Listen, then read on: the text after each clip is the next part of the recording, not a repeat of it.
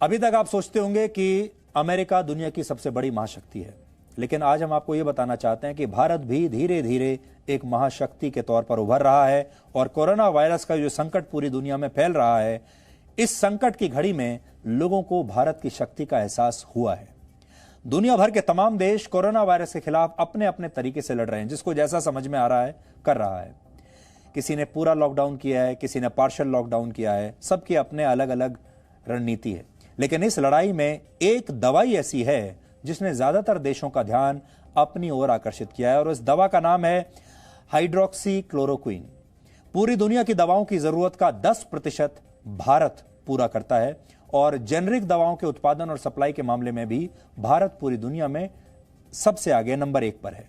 Hydroxy chloroquine भी एक generic दवा है, इसलिए अब अमेरिका समेत दुनिया के 30 देश इस मामले में भारत से मदद चाहते हैं।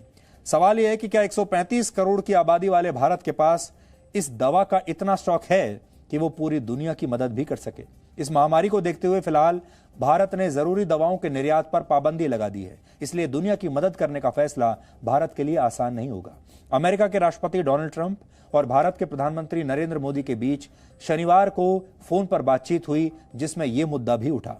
पूरी दुनिया में कोरोना वायरस के संक्रमण के सबसे ज्यादा मामले अमेरिका में सामने आए हैं और अमेरिका चाहता है कि भारत मलेरिया के इलाज में इस्तेमाल होने वाली क्लोरोक्विन अमेरिका को बेचे। डोनाल्ड ट्रंप को यकीन है कि यह दवा लाखों अमेरिकियों की जान बचा सकती है, इसलिए वो चाहते हैं कि भारत इसके निर्यात से प्रतिबंध हटा ले। डोनाल्ड ट्रंप इस दवा को लेकर बहुत उत्साहित हैं, लेकिन वैज्ञानिक अभी इस दवा के इस्तेमाल को लेकर एक मत नहीं है। फिर भी दुनिया भर की सरकारें चाहती हैं कि वो ज्यादा से ज्यादा मात्रा में क्लोरोक्विन अपने यहां जमा कर लें।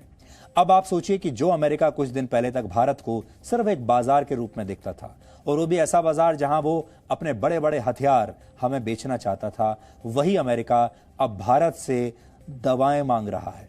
ये भारत की एक शक्ति है और अब दुनिया के बड़े बड़े देशों को, महाशक्तियों को यह एहसास हो गया कि इतने वर्षों से जो वो इतनी बड़ी बड़ी मिसाइल बना रहे थे, उन्हें असल में मिसाइल्स नहीं बचाएंगी, उन्हें मेडिसिन्स बचाएंगी। क्योंकि ये इस बार जो नया दुश्मन आया है, जो वायरस है, ये किसी को दिखाई नहीं देता, इस पर कोई हथियार असर नहीं डालता, इस पर कोई मिसाइल असर नहीं डालती, इस पर सिर्फ दवाई काम करेगी। और सोचिए उस देश के बारे में जो सबसे पहले इस वायरस की दवाई या वैक्सीन बनाएगा, असल में असली महाशक्ति वही देश बनेगा।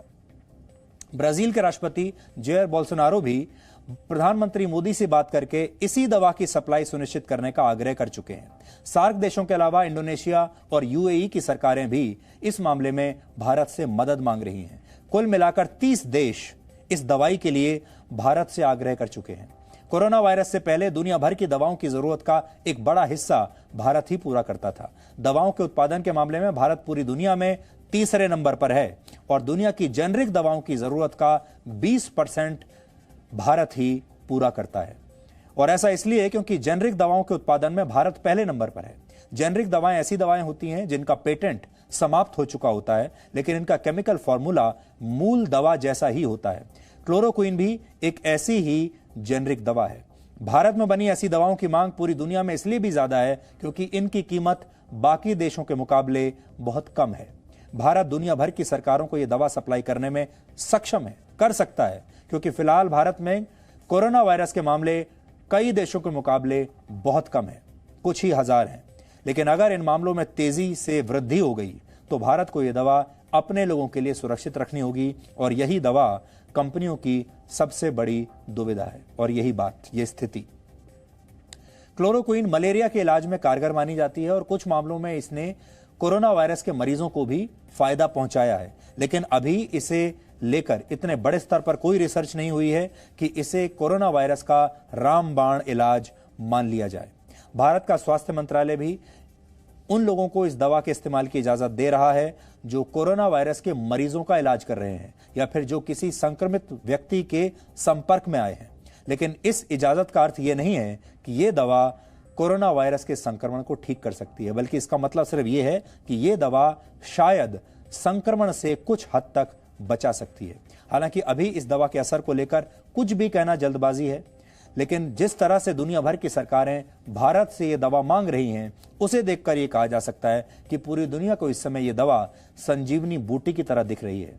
लेकिन नतीजे पर पहुंचने से पहले पूरी दुनिया को इस दवा को लेकर बड़े पैमाने पर वैज्ञानिक शोध करने होंगे।